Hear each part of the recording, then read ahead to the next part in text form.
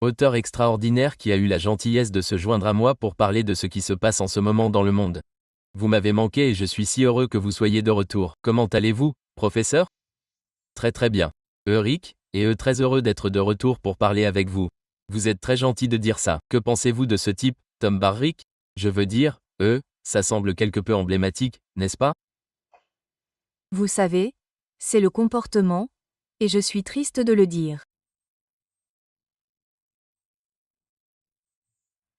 C'est le comportement du représentant d'un pays qui sait d'une certaine manière qu'il est en déclin, que son pouvoir dans le monde diminue, qu'il n'arrive pas à se l'admettre, et qu'il doit donc agir de manière encore plus exagérée.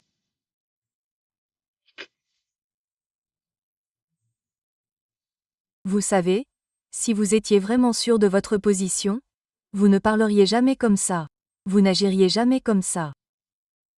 Vous feriez tout pour être généreux parce que c'est comme ça que vous montrez à quel point vous êtes sûr de vous. Ce genre de comportement, ce comportement défensif, agressif, accusateur. C'est le signe d'un pouvoir en déclin, pas en hausse. Ouais, vous savez, c'est drôle, je parlais à mon équipe ce matin, et je disais, vous savez, ce week-end, je regardais, je crois que c'était dans Meet the Press, que M. Lavrov, qui est diplomate ici en Russie, comme la plupart des gens le savent, était interviewé, et cette pauvre femme ne savait rien de l'Ukraine. Elle ne savait rien des conditions économiques de l'Ukraine et de la Russie ou des origines de ce qui a déclenché la guerre. Et elle posait des questions vraiment stupides et j'avais de la peine pour ce type et je me disais, mon Dieu, il va exploser. Si j'étais lui, j'aurais été en colère, et il est resté assis là et a dit, laissez-moi vous aider à comprendre ça, et je ne mentionne cela que parce que vous savez que Lavrov est manifestement un diplomate de carrière, il est très intelligent et il fait ça pour gagner sa vie. Je faisais la comparaison entre ces deux types et c'est assez frappant si vous regardez les deux cassettes. Ouais. Et vous pouvez voir que la confiance qui émane d'un Lavrov, vous savez, vient en partie du fait qu'ils sont en train de gagner la guerre en Ukraine et que la plupart des pays du monde l'ont déjà compris. Il part donc de cette position, il peut se le permettre. Mais l'effort désespéré pour trouver quelque chose, n'importe quoi qui puisse faire croire que les choses ne sont pas ce qu'elles sont, c'est ce que ce journaliste essayait de faire. J'ai regardé ce clip et c'était triste. Vous avez tout à fait raison. C'était une bataille d'inégalité vraiment évidente à de nombreux niveaux.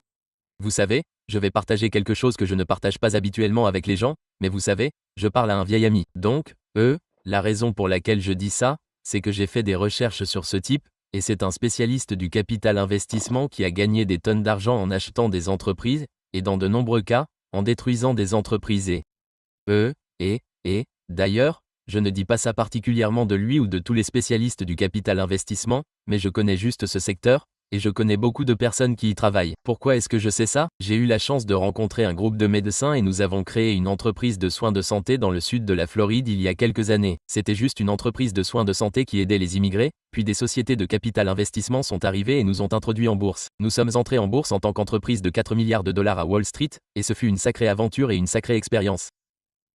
Mais j'ai appris à connaître ces gens, à quoi ils ressemblent et ce qu'ils font. Richard, laissez-moi juste dire une chose, ils ne sont pas comme vous et moi. Non, ils ne le sont pas. Mais c'est le système qui fait d'eux ce qu'ils sont. J'aimerais qu'ils le comprennent. J'aimerais qu'ils puissent s'en sortir, ce que certains d'entre eux finissent par faire, d'ailleurs, MHM. Mais vous êtes assis là et toutes les conditions humaines et sociales disparaissent et vous essayez de trouver un moyen de tirer plus d'argent de ce que vous faites que les gens avant vous n'ont pu en tirer.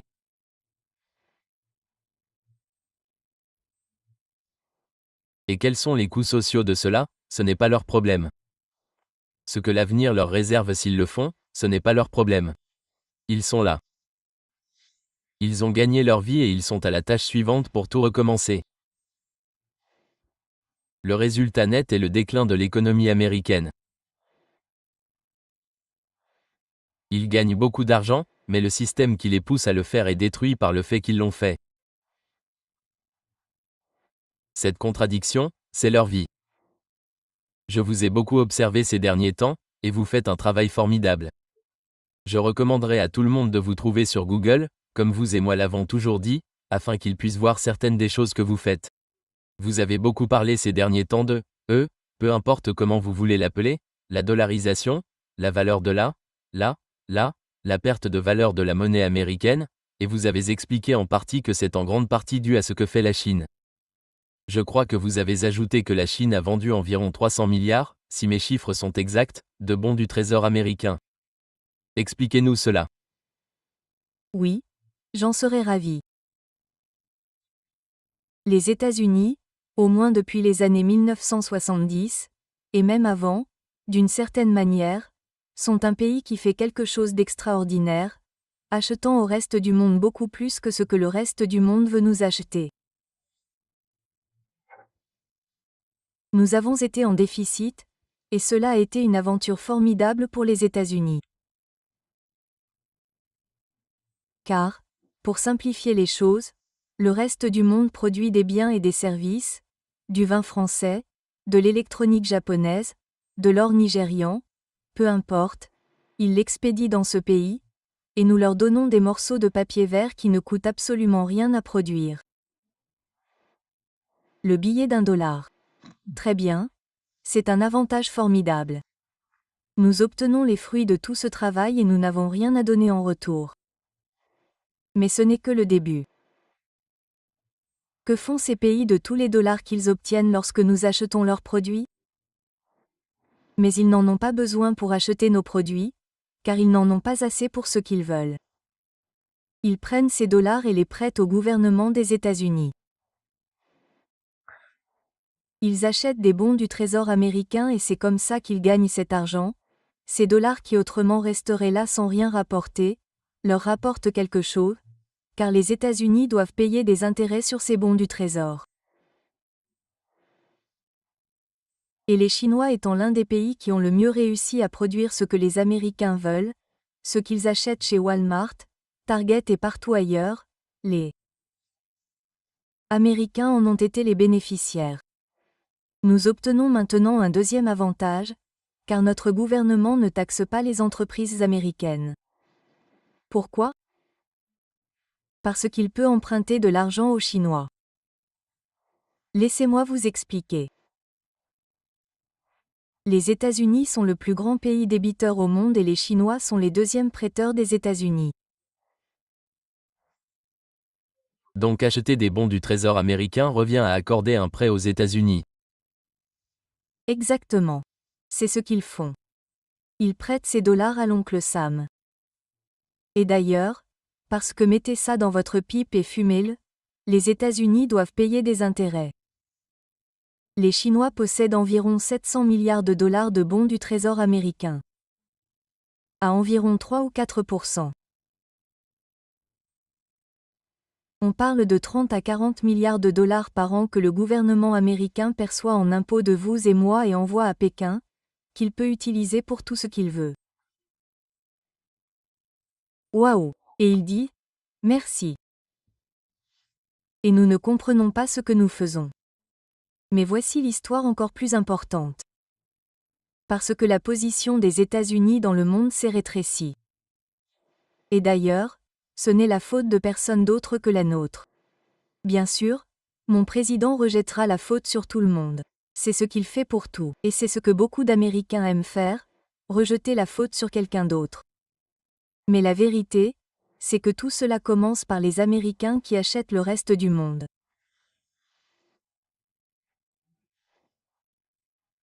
Et les poulets sont rentrés à la maison parce que le reste du monde, mené par 3 des pays les plus importants, la Chine, l'Inde et la Russie, s'est regroupé, a formé les BRICS et, avec les autres pays qui les rejoignent, ils forment désormais, et il faut bien l'admettre, un bloc de pays plus grand et plus riche que les États-Unis. Même si l'on ajoute le G7, qui comprend le Canada, le Japon, la Grande-Bretagne, la France, l'Allemagne et l'Italie, ce qui était autrefois le centre de l'économie mondiale, l'Occident, ne l'est plus. Personne ne devrait être surpris lorsque le président russe Poutine parle de se tourner vers l'Est dans le cadre d'une réorientation de la politique étrangère russe. Cela est parfaitement logique. Il s'adapte à un monde qui a changé. Et la différence ne pourrait pas être plus flagrante avec les États-Unis, qui ne s'adaptent pas, qui parlent comme Monsieur Barack et agissent. La décision de l'Ukraine de faire la guerre a été prise à tort, car l'Inde et la Chine achèteraient le pétrole et le gaz que la Russie ne pouvait pas vendre à l'Occident, car l'Occident ne voulait pas les acheter, car l'Occident avait fait exploser le pipeline.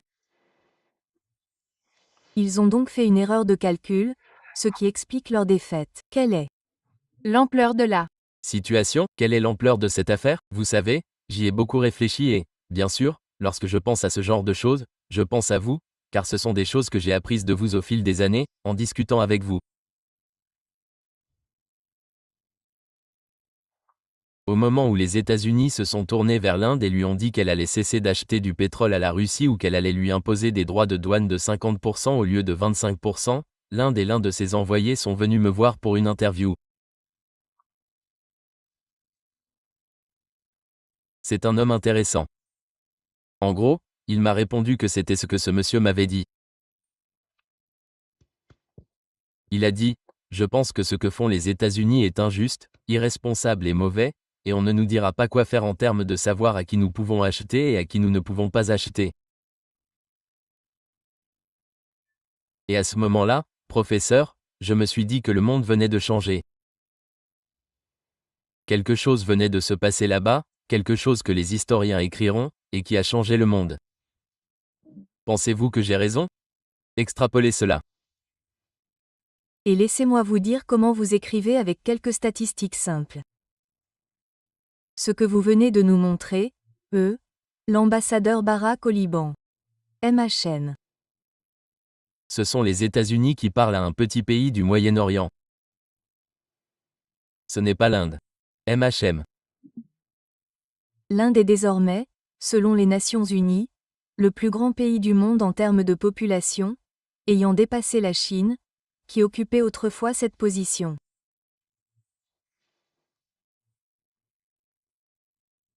Si vous faites ce que font les États-Unis, ce que fait M. Trump avec ses menaces contre l'Inde, qui entretient une longue relation historique avec la Russie, qui remonte à l'époque de l'Union soviétique, et depuis, vous jouez avec un adversaire très différent.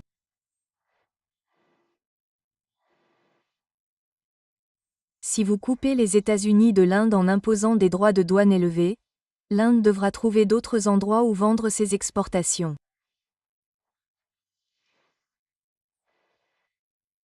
Mais tout comme la Russie a trouvé un autre endroit où acheter son énergie, l'Inde ne vendra plus ses exportations aux États-Unis, mais au reste du monde.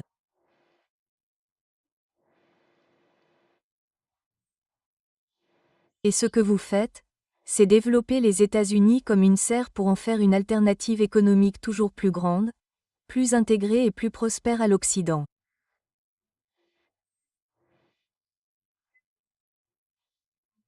Nous assistons, comme vous le dites, à un moment historique, mais pour ceux qui ont un peu d'humour, ce sera le spectacle des États-Unis agissant comme le dur à cuire du monde alors qu'en réalité, ils se tirent une balle dans le pied.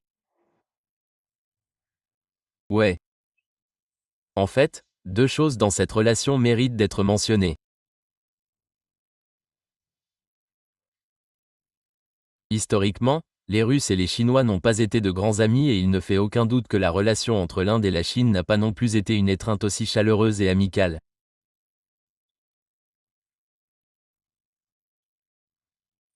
Mais maintenant, à cause de cela, pour la première fois, si ma mémoire est bonne d'après mes lectures, pour la première fois en plus d'une décennie, M. Modi se rend au sommet de Shanghai, ce qu'il n'a pas fait depuis longtemps, ce que l'Inde ne fait pas habituellement.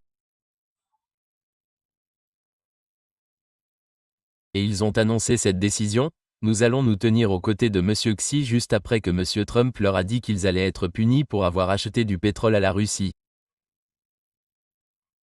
Tout cela est lié, n'est-ce pas? Absolument. Et regardez, rien ne rapproche plus les adversaires. Je ne parle pas d'un point de vue militaire, mais rien ne rapproche plus les adversaires que d'avoir un ennemi commun.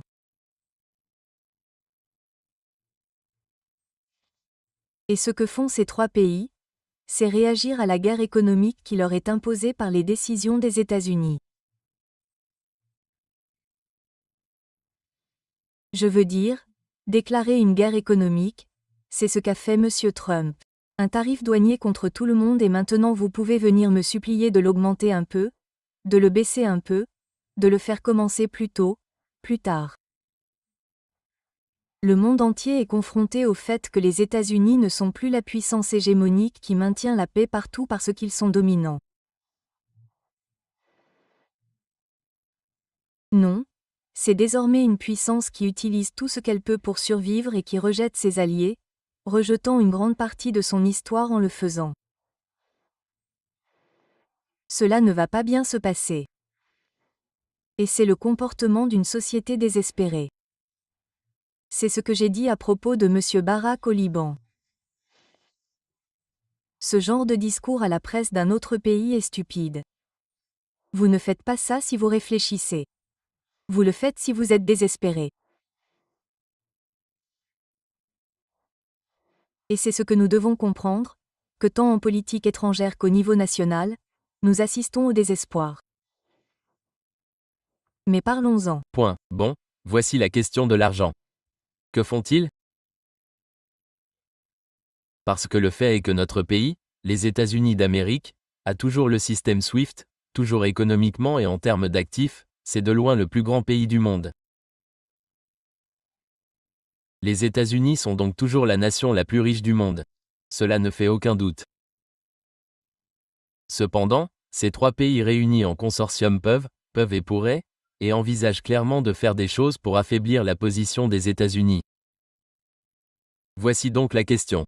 Que peuvent-ils réellement faire? Comment peuvent-ils y parvenir? Eh bien, je vais vous donner un exemple. Je vais vous donner plusieurs exemples. Tout d'abord, en économie, nous utilisons une mesure de la production d'une société sur une année. Cela s'appelle le PIB, le produit intérieur brut. Si vous additionnez le PIB des États-Unis et des autres membres du G7, l'Alliance occidentale des États-Unis, cela représente actuellement environ 28% de la production totale de biens et de services dans le monde qui provient du G7. MHN. Si vous prenez la Chine, l'Inde, la Russie et les États-Unis et que vous faites la même chose, la part totale de la production mondiale que ces pays produisent est de 35%. Les gens doivent donc comprendre que cette partie du monde est désormais le cœur riche de l'économie mondiale. En ce qui concerne la population, c'est encore plus inégal. L'Occident, les États-Unis, représentent 4,5% de la population mondiale. La Russie, la Chine et l'Inde, sans parler du reste des BRIC, représentent près de la moitié de la population mondiale. C'est énorme face à quelque chose de très petit. Nous commençons à voir un monde, je déteste le dire, mais c'est la vérité, dans lequel nous avons une souris qui brandit le poing contre un éléphant. Et au bout d'un certain point, cela devient drôle, pas effrayant. Mais vous avez raison, les États-Unis ont encore beaucoup de richesses, beaucoup de potentiel, beaucoup de dynamisme économique, sans aucun doute. Mais ce sont des vertus.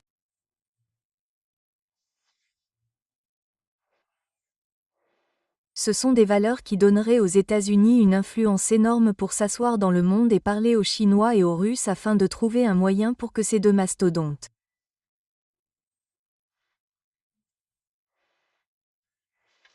puissent vivre ensemble dans le monde.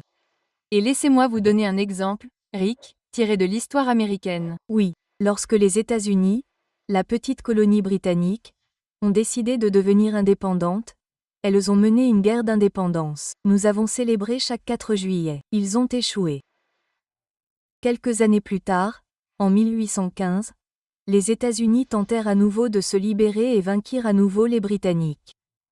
Après cela, les Britanniques ne recommencèrent plus jamais. Ils s'assirent avec les États-Unis et conclurent un accord qui ne nécessitait plus jamais de guerre entre ces deux pays. Pourquoi ne pas tirer les leçons tant qu'il en est encore temps? Asseyez-vous, travaillez, ne brandissez pas votre sabre. Ne menacez pas de guerre. Ne repoussez pas vos limites. Arrêtez. Ouais. C'est trop dangereux et le monde n'est pas avec vous sur ce coup-là. Et je dis ça à mes collègues américains de cette société. Je suis né, j'ai grandi et j'ai vécu toute ma vie aux États-Unis. Je le dis avec douleur, car tant de mes camarades ne peuvent pas se faire à une situation de changement. Ils auraient dû savoir que la position unique des Amériques après la Seconde Guerre mondiale ne pouvait pas durer comme tous les autres empires. Il a connu une ascension, puis une chute. Et nous sommes en phase de déclin et nous ferions mieux d'y faire face. Ouais. On ne peut pas traiter les autres pays comme des journalistes libanais, j'imagine, voilà ce qu'il faut retenir de tout cela. Expliquez-nous maintenant ce que fait la Chine en vendant des bons du Trésor américain pour 30 milliards de dollars. Comme vous l'avez dit. Ce que font les Chinois, c'est ce que tout investisseur prudent leur dirait de faire. Américains, Britanniques, n'importe qui d'autre. MHM. Et c'est très simple. Quand quelqu'un vous emprunte et que vous lui prêtez, c'est une bonne affaire. Ils obtiennent votre argent pendant un certain temps. Ils vous paient des intérêts pour cela. Et à la fin de la période, vous le remboursez. MHM.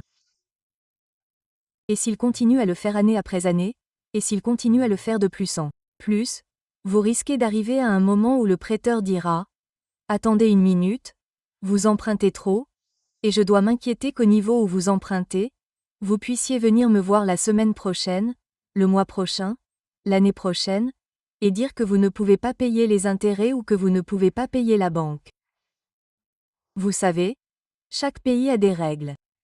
Vous allez en justice si cela arrive et vous dissolvez l'entreprise si elle ne peut pas rembourser ses dettes.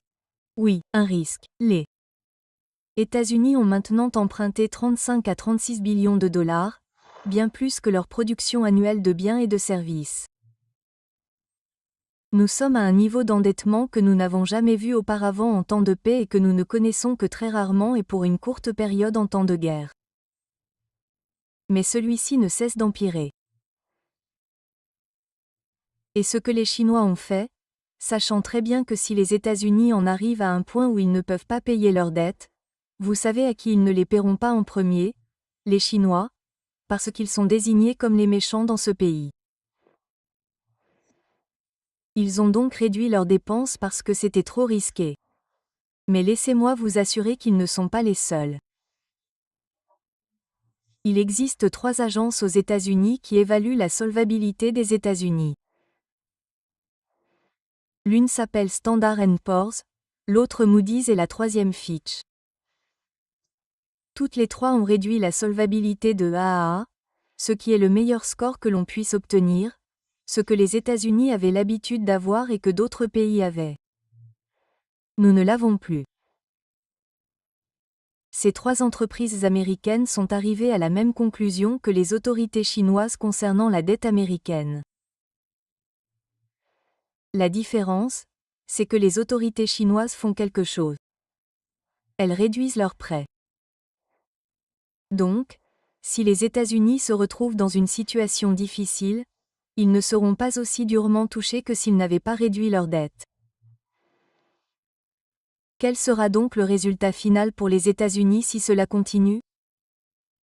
Si la Chine continue de se débarrasser des bons du Trésor américain comme vous venez de l'expliquer et pourquoi elle le fait, et supposons que d'autres pays, comme vous l'avez laissé entendre, se joignent à elle et continuent de le faire également. Qu'adviendra-t-il de l'économie américaine et de sa position de monnaie prédominante dans le monde? Par exemple, de 2 choses l'une.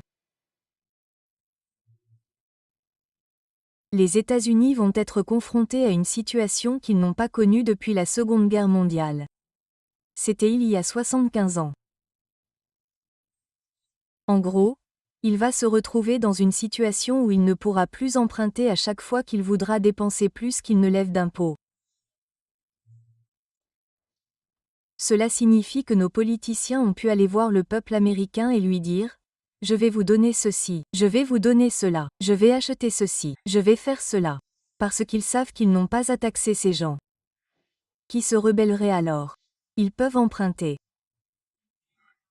S'ils ne peuvent plus emprunter, si les Chinois, les Japonais et les autres disent non, Ils devront soit augmenter les taux d'intérêt pour les inciter à prêter. Et regardez ce que cela va faire à ce pays. Si les taux d'intérêt augmentent, si votre mensualité pour votre voiture augmente, si votre prêt hypothécaire sur votre maison diminue, nous ne pouvons pas accepter cela. Cela détruira notre économie. Eh bien, que fera alors le gouvernement? Il devra arrêter d'emprunter. Mais s'il arrête d'emprunter, il n'aura pas assez à couvrir. Qui va alors être lésé? Nous allons assister à des coupes budgétaires qui feront passer pour rien ce que le DOG a fait ces 6 derniers mois. Nous allons enfin voir nos politiciens aller voir les personnes âgées et leur dire « Vous pensiez avoir la sécurité sociale, ce n'est pas le cas ». Nous parlons du genre de changements qui se sont produits dans d'autres pays qui ont emprunté cette voie. Nous le faisons parce que nous devons faire comme si nous étions dans la même situation qu'après la Seconde Guerre mondiale.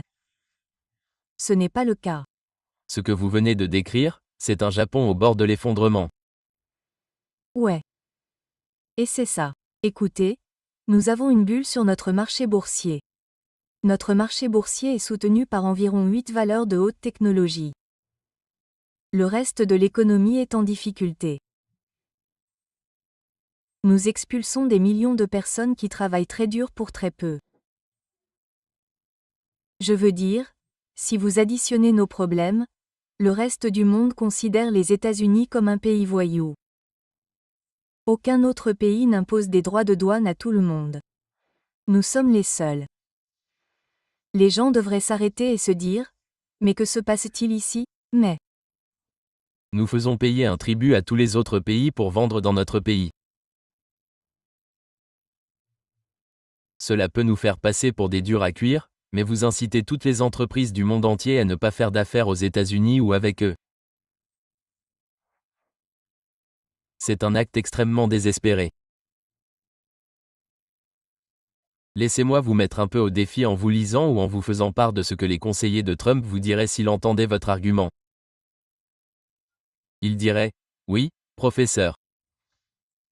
Mais ce que nous faisons avec ces droits de douane, c'est que nous essayons de créer des conditions dans lesquelles nous ne faisons plus ce que vous venez de dire, c'est-à-dire acheter simplement des produits au Vietnam, en Chine et dans tous ces autres pays, tandis que l'Amérique ne produit rien, ce qui signifie que nos travailleurs n'ont rien d'autre à faire que de rester chez eux. Ce n'est pas non plus un environnement sain. Donc, l'administration Trump et ses conseillers ont dit à des gens comme moi, « Non, Rick, ce que nous essayons de faire, c'est de créer des emplois en Amérique en redynamisant la fabrication et la production. Et la seule façon d'y parvenir est d'augmenter les droits de douane sur les autres pays pour qu'ils n'aient pas l'impression de pouvoir tout fabriquer à notre place. » J'espère que j'ai bien expliqué cela. oui, vous l'avez fait. Le problème, c'est que l'argument est faux. Pourquoi? Non. Et je vais vous donner plusieurs façons de le comprendre.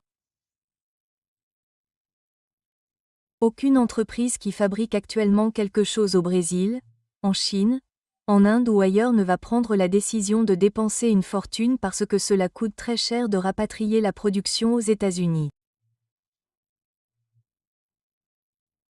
C'est une décision coûteuse qui prend des années ou même trop pour tout faire. Vous devez réorganiser tous vos liens d'approvisionnement, tous vos accords de crédit. C'est un acte énorme. D'accord, et pourquoi ne le feriez-vous pas? Parce que les droits de douane sont une chose qui arrive parfois. Monsieur Trump lui-même n'arrive pas à se mettre d'accord sur les droits de douane. Il a des droits de douane élevés un jour, bas le lendemain. C'est en vigueur. C'est retardé de 6 mois. C'est retardé de 30 jours. Aucun homme ou femme d'affaires sain d'esprit ne prendrait la décision de s'installer aux États-Unis quand on a ce genre de situation. On ne sait pas ce qui va se passer. Deuxièmement, le reste du monde ne reste pas là. Ils vont nous imposer des droits de douane. Et vous savez ce que ça veut dire? De nombreuses entreprises américaines qui essaient déjà d'exporter ou qui espéraient le faire vont être exclues de ces marchés comme l'Inde par exemple. Et ça va faire mal. Pourquoi voudriez-vous venir en Amérique si le reste du monde pourrait dire non aux exportations en provenance d'Amérique au moment où vous vous installez en Amérique? Non, non, non, ça n'a aucun sens. Et puis Monsieur Trump pourrait ne plus être là dans 3 ans. Il a une présidence normale, Et puis si les démocrates arrivent au pouvoir ou si les gens voient clair dans tout ça. Waouh! Non. Ils ne le feront pas, vous n'allez pas le voir. Et un morceau d'histoire. Chacun des 10 derniers présidents des États-Unis, républicains et démocrates confondus, a promis de relancer l'industrie manufacturière, tout comme ils avaient promis de relancer l'industrie du charbon. Chacun d'entre eux l'a promis. Aucun d'entre eux ne l'a tenu. Ni les républicains ni les démocrates. Monsieur Trump, oui. Il en fait plus que les autres, je lui accorde ça, oui. Mais ça ne marchera pas parce qu'il y a trop de contradictions qui sont là et c'est en partie dû au fait que notre empire est déjà derrière nous.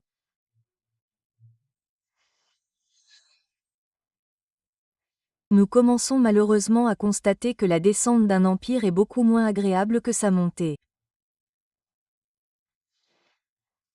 Ce qui nous ramène au début, et peut-être que nous allons conclure là-dessus, car je pense que parfois, cela a à voir avec le personnel. Je veux dire, vous savez ce qu'est une entreprise. Je sais ce qu'est une entreprise. J'ai été un homme d'affaires. Les affaires, c'est bien sûr le profit, mais plus important encore, c'est les gens que vous attirez et les gens que vous embauchez. Et il me semble que lorsque je suis assis ici et que je vous écoute extrapoler ces conditions économiques, que vous faites ceci et que cela provoque ceci, ce qui provoque ensuite ceci. Donc cette causalité nécessite quelqu'un comme vous qui connaît ce genre de choses pour l'expliquer. J'ai l'impression que ces types comme Monsieur Barrick par exemple, je suis sûr que c'est un bon homme d'affaires, mais c'est un agent immobilier. C'est un spécialiste du capital investissement, c'est bien. Et Wythoff, il y a un autre type comme ça. Et tous les gens qui entourent Monsieur Trump ne me semblent pas avoir étudié, ils sont étudiants en économie, en géopolitique ou en tactique militaire. On dirait qu'il a beaucoup de ses copains qui travaillent autour de lui. Ils pourraient être les meilleurs gars du monde et je suis sûr qu'ils sont très intelligents et je suis sûr qu'ils ont réussi. Mais est-ce que cela fait d'eux le genre de personnes qui devraient faire ce genre de choses? Je me pose la question. Cela signifie certainement qu'ils ne devraient jamais être les seuls. Si vous voulez leur point de vue, faites-les venir dans la salle. Ouais. Mais vous feriez mieux de prendre d'autres personnes. L'absence, et juste mon avis, l'absence de conscience historique. Je veux dire, au cours des 2 derniers jours, M. Trump a utilisé environ 9 milliards de dollars de l'argent des contribuables pour prendre une participation de 10% dans Intel Corporation par le gouvernement américain. Waouh! Vous ne savez vraiment pas que ce qui s'est passé en Allemagne, ce que nous appelons le fascisme, est le rapprochement des hauts dirigeants des grandes entreprises allemandes et du parti d'Hitler? Qu'allez-vous faire lorsque les travailleurs d'Intel feront grève? Allez-vous faire intervenir l'armée pour les affronter parce que le gouvernement est le principal contribuable? Allez-vous faire aux travailleurs ce que vous essayez de faire à la ville de Washington ou à Chicago? Ou vous vous engagez dans une voie que l'histoire vous dirait? Vous feriez mieux de faire très attention à ce que vous entreprenez. Cela a déjà été fait et cela n'a pas fonctionné. C'est vrai. Oui. Et cela a coûté cher à ce pays. Vous savez, nous ne voulons même pas y penser, mais c'est dangereux maintenant parce que nous avons. Cela me fait penser à cette interview que mon ami Tucker Carlson a faite avec Poutine. Que tout le monde a critiqué parce que Poutine a parlé pendant 2 heures d'histoire et de pourquoi c'est important. Et il est revenu sur Catherine la Grande et la Première Guerre mondiale. Et les gens ont dit, de quoi diable parle-t-il? Et bien sûr, il a peut-être un peu exagéré, mais si vous ne connaissez pas votre histoire, vous serez condamné à la répéter, n'est-ce pas? Les États-Unis. Laissez-moi vous dire une dernière chose. Les États-Unis s'isolent. Ce n'est pas une bonne idée. Il n'y a pas si longtemps, au XXe siècle, une partie du Parti républicain croyait à l'isolationnisme. Ils ont fini par abandonner cette idée, car elle les menait sur une voie qu'ils avaient eux-mêmes comprise et qu'il fallait arrêter. Nous nous isolons nous-mêmes et nous nous racontons toutes les histoires. Un pays qui abrite 4,5% de la population mondiale ne peut pas dire aux 95% restants comment vivre, quoi faire, où aller. Ce n'est pas tenable et nous devons y faire face. Et nous sommes dans un pays qui a un très gros problème à faire face à ses propres réalités. Et nous avons maintenant un gouvernement qui s'affaire à réécrire le peu d'histoire qu'il veut. Mais reconstruire une statue à un général confédéré ne nous aidera pas. Professeur Richard Wolff, personne ne le dit comme vous. Personne n'explique les choses aussi bien que vous.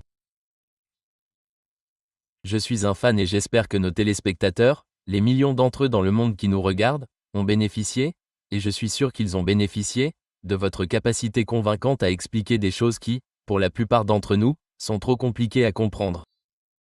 Merci, professeur, c'est un plaisir de vous revoir, vraiment.